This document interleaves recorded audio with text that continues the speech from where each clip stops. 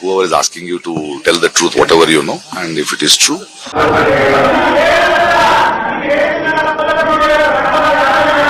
Actor Prakash Raj എനിക്ക് ഭയങ്കര ഇഷ്ടപ്പെട്ട ആക്ടേഴ്സിൽ ഒരാളാണ്. അതായത് നമ്മളെ പാണ്ഡിതൂര അണ്ണൻ, ആൾ നാഷണൽ അവാർഡ് വിന്നറാണ്, ഭയങ്കര ഫ്ലെക്സിബിളായ ആക്ടറാണ് പുള്ളി. പക്ഷേ ഈ ഒരു ഫ്ലെക്സിബിലിറ്റി റിയൽ ലൈഫിലും ഏകദേശം ഭയങ്കര ഫ്ലെക്സിബിളാണ്. ഈ പ്രകാശ് രാജ് എന്ന് പറയുന്ന അദ്ദേഹം നടൻ ഭയങ്കര മോഡി ഹേറ്ററാണ്, നരേന്ദ്രമോദി ഹേറ്ററാണ്. അതേപോലെ തന്നെ BJP, RSS, സംഘപരിവാർ, അതുപോലെ ഹിന്ദുത്വ, ഇങ്ങനത്തെ സംഗതികൾക്കൊക്കെ പുള്ളി ഭയങ്കര ഹെയ്റ്റുള്ള ഒരാളാണ്.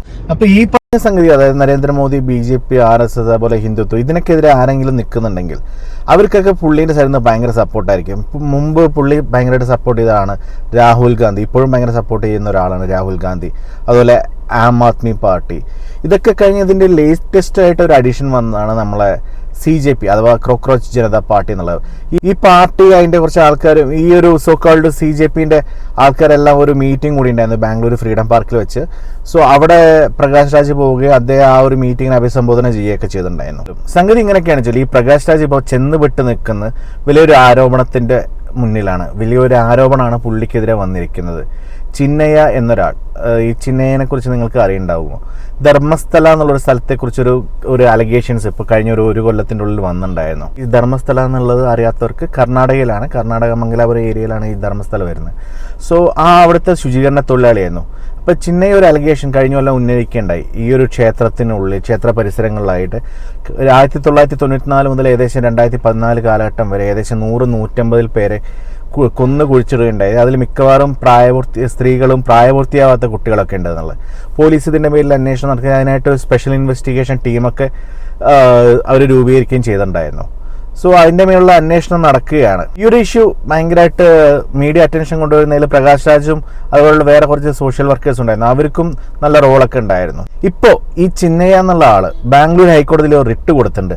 ആ റിട്ടിൽ അയാൾ എന്താ പറയുന്നതെന്ന് വെച്ചാൽ, ധർമ്മസ്ഥലയെ കുറിച്ച്, അവിടെ നടന്ന ഈ കൊലപാതകങ്ങളെക്കുറിച്ച് അയാൾ ഉന്നയിച്ച ഈ അലിഗേഷൻസ് എല്ലാം വ്യാജമാണെന്നും അതിനു വേണ്ടിയിട്ട് അയാളെ പ്രകാശ് രാജും ഗിരീഷ് മട്ടന്നവർ എന്ന് പറയുന്ന അവിടുത്തെ ഒരു സോഷ്യൽ വർക്കറാണ്. ഇത് കൂടാതെ ഒരു 3 യൂട്യൂബേഴ്സും ഇയാളെ നിർബന്ധിച്ചു എന്നാണ് ഈ ഒരു റിട്ട് ചിന്നയ്യ സമർപ്പിച്ച ശേഷം പ്രകാശ് രാജ് ട്വിറ്ററിൽ, അതായത് Xൽ ഒരു പോസ്റ്റ് ഇടുകയുണ്ടായി. ഈ കഴിഞ്ഞ 17-ാം തീയതി 2 ദിവസം മുമ്പ് അദ്ദേഹം ഒരു പ്രസ് മീറ്റ് വിളിക്കുന്നു ബാംഗ്ലൂർ പ്രസ് ക്ലബ്ബിൽ. അവിടെ വെച്ച് തൻ്റെ ഭാഗം ക്ലാരിഫിക്കേഷൻ കൊടുക്കുന്നുണ്ടെന്ന് പറഞ്ഞിട്ടാണ് അദ്ദേഹം ഈ ഒരു ട്വീറ്റ് ഇട്ടുണ്ടായിരുന്നത്. അതിനുശേഷം 17-ാം തീയതി ഒരു പ്രസ് മീറ്റ് നടക്കുകയും ചെയ്തു. അതിൻ്റെ ഒരു വീഡിയോ ഞാൻ അവിടെ പ്ലേ ചെയ്യാം.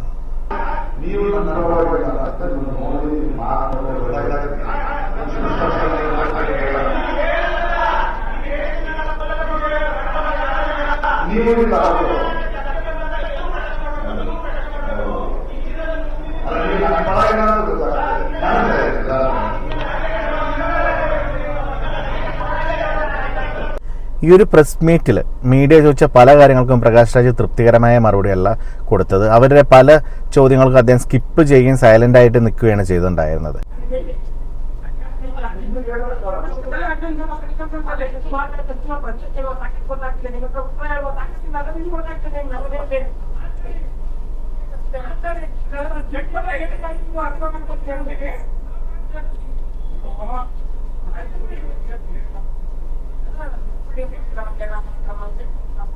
ഇതിനുശേഷം ഇന്നലെ മറ്റൊരു സ്ഥലത്ത് വെച്ച് മീഡിയനായിട്ട് അദ്ദേഹം സംസാരിച്ചപ്പോൾ പ്രകാശ് രാജ് പറഞ്ഞത്, ഞാൻ ചിന്നയ്യായിട്ട് ഫോണിൽ സംസാരിച്ചിട്ടുണ്ടായിരുന്നു. ഗിരീഷ് മട്ടന്നവർ എന്ന ആളുടെ ഫോണിൽ നിന്നാണ് ചിന്നയ്യ എൻ്റെ അടുത്ത് സംസാരിച്ചത്.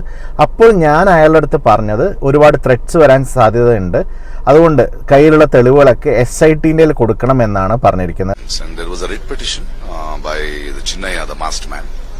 That he had called me and I had told you please go tell the police, whoever is asking you to tell the truth, whatever you know, and if it is true, the world will rejoice that they have found the culprits. I'll myself come and hug you. And he said, sir, I want to meet you. I said, no, you don't have to meet me because I am not a police officer here. Sir, I have certain things. He said, please record it and send it to me.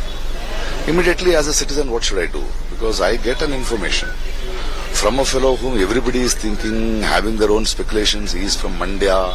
There are videos, the media, and the people who believe in God, Manjunath, or in Dharmasthala, they are hurt because something is happening. This should not happen whether in Dharmasthala, Bangalore, Vidadi, or any place of this world for that matter. There are women, there are children, and we have cases.